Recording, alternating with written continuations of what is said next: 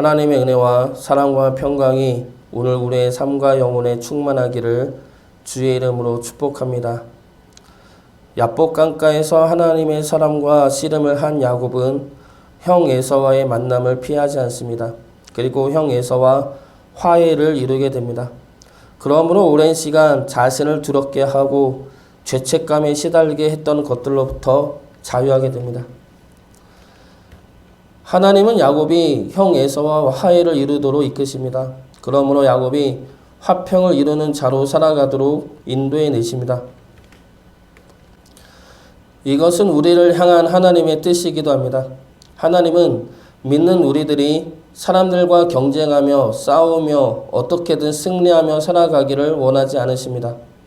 하나님은 믿는 우리들이 화평을 이루는 자로 살아가기를 원하시며 그렇게 인도해 내십니다. 오늘 말씀 통해 야곱이 어떻게 형 에서와 화평을 이루었는지 살펴보고 우리 역시 화평을 이루는 자로 살아갈 수 있기를 주의 이름으로 축복합니다. 먼저 첫 번째로 야곱은 화평이 하나님의 뜻임을 깨닫게 됩니다. 하나님의 뜻임을 깨닫고 그 뜻에 순종합니다. 그러므로 화평을 이루어내는 것이죠. 하나님은 야곱에게 가나안으로 돌아가라 말씀하십니다. 그러면서 형 에서와 어쩔 수 없이 만나도록 이끄십니다. 그러나 야곱은 형 에서와의 만남은 피하고 싶었죠. 피하고 싶었다는 것은 에서와의 화해를 원하지 않았다는 것입니다. 두려웠기 때문이죠. 자신이 잘못했지만 그 잘못에 대한 책임은 지고 싶지 않았던 것입니다. 그러나 하나님은 야복 강가에서 야곱과 씨름하시면서까지 야곱을 보내십니다. 그러므로 에서를 만나는 것이 만나서 화해를 이루는 것이 하나님의 뜻임을 분명히 알게 하십니다. 이 화해는 사람과 사람 사이에서도 이루어야 할 화평이지만 우리와 하나님과도 이루어야 할 화평이죠. 예수님이 이 땅에 오신 목적이 무엇입니까? 하나님과 우리와의 화평을 이루기 위해서입니다. 에베소서 2장 14절부터 16절까지 말씀입니다. 그는 우리의 화평이신지라 둘로 하나를 만드사 원수된 것 곧 중간에 막힌 담을 자기 육체로 허시고 법조문으로 된 계명의 율법을 폐하셨으니 이는 이 둘로 자기 안에서 한 세 사람을 지어 화평하게 하시고 또 십자가로 이 둘을 한 몸으로 하나님과 화목하게 하려 하심이라. 예수님은 십자가를 통해 우리로 하여금 하나님과 하나 되게 하시는 화평을 이루어내십니다.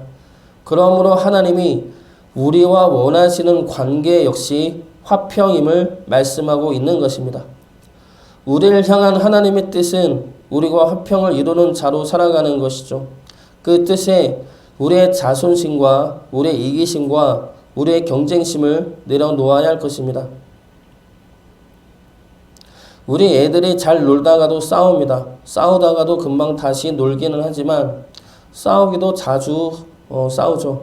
그때 우리 애들이 하는 말이 언니가 먼저 그랬어. 예은이가 먼저 그랬어. 이러한 말입니다. 자기 딴에는 억울하다 이것이죠. 내가 피해를 받기 때문에 되돌려주는 것이 마땅하다 생각하는 겁니다.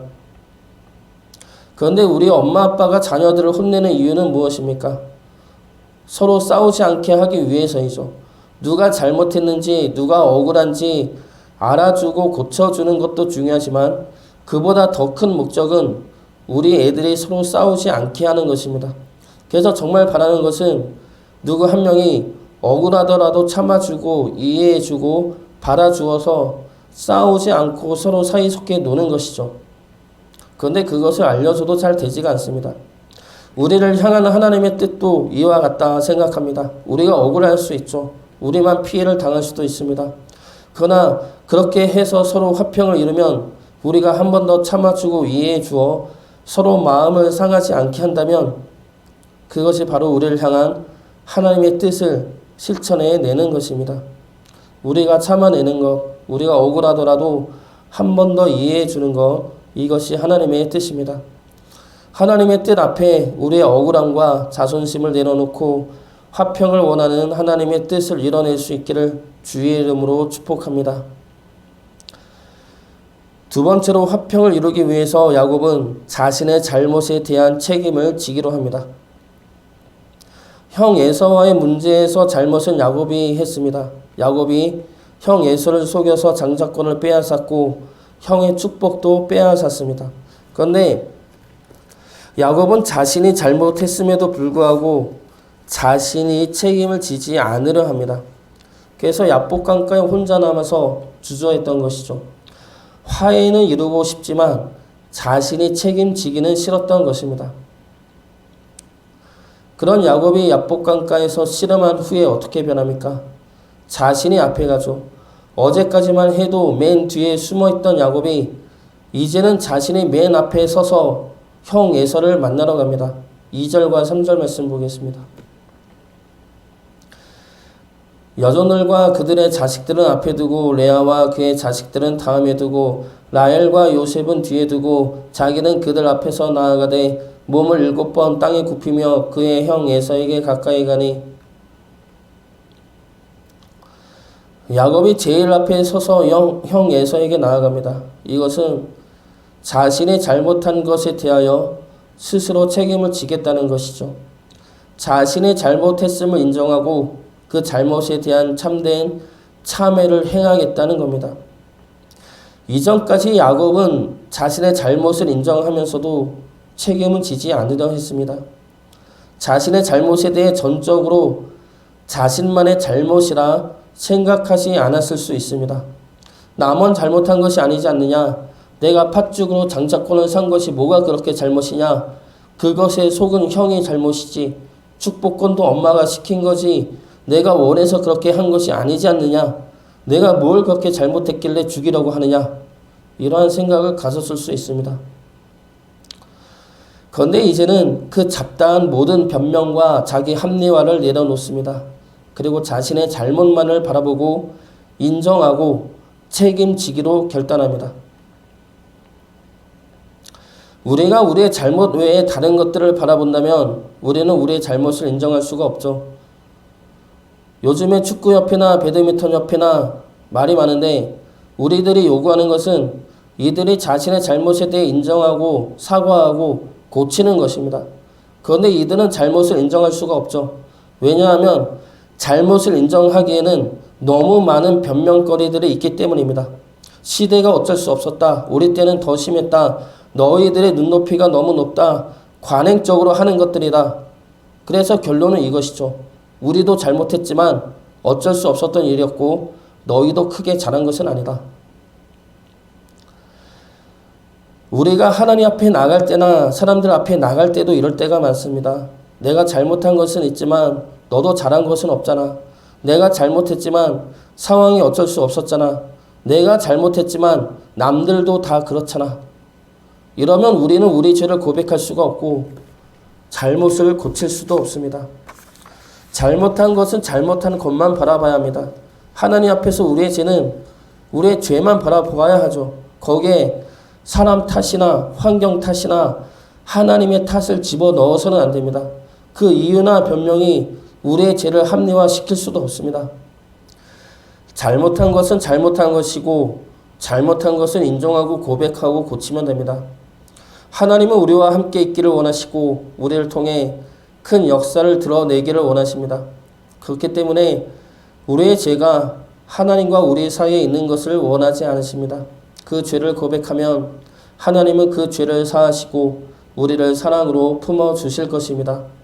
그 사랑을 믿음으로 우리의 죄와 잘못을 솔직하게 바라보고 인정할 수 있는, 그래서 하나님과 함께 동행하여 큰 역사를 증거할 수 있는 주의 자녀가 되기를 주의 이름으로 축복합니다. 마지막 세 번째로 야곱은 화평을 이루기 위해 형 에서를 하나님의 얼굴로 보게 됩니다. 10절 말씀 보겠습니다.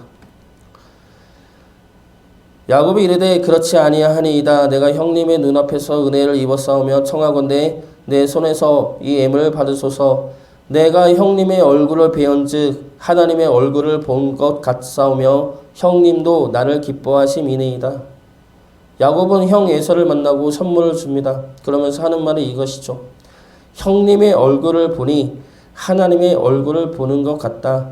이 말은 형 에서를 보는 야곱의 시선이 달라졌음을 말합니다. 이전까지 야곱에게 있어서 형 에서는 어떠한 사람이었습니까? 두려움의 대상이었죠.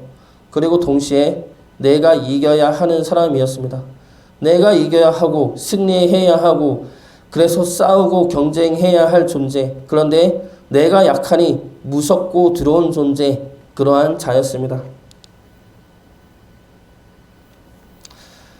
그런데 이제는 하나님의 얼굴을 보는 것 같다 말합니다. 두려움과 경쟁의 대상이 아니라 나에게 은혜를 베푸는 자로, 나에게 고맙고 감사한 자로 바뀌어졌다는 겁니다. 이것은 형 에서를 보는 것이 아니라 형 에서를 통해 나를 다듬으시는 하나님의 섭리와 역사하심을 깨달았기 때문에 할 수 있는 고백인 것입니다. 저도 전도사 때 매우 싫어했던 교회학교 교사가 있었습니다. 1년 동안 미워하며 복수를 꿈꾸며 지내게 했던 그 교사였는데 그 교사를 위해 크리스마스 카드를 쓰면서 회개를 하게 되었습니다. 그러자 그동안 그렇게도 미웠던 그 교사가 미워 보이지 않았습니다. 오히려 감사한 마음까지 들었습니다. 그 교사 덕분에 내 못나고 잘못된 모습을 보고 알게 해줬으니 고마울 수가 있었던 것입니다. 우리에게 싫은 사람이 있을 수가 있습니다. 정말 이해가 안 되고 이해하고 싶지도 않고 미워하고 경멸하는 사람이 있을 수가 있습니다.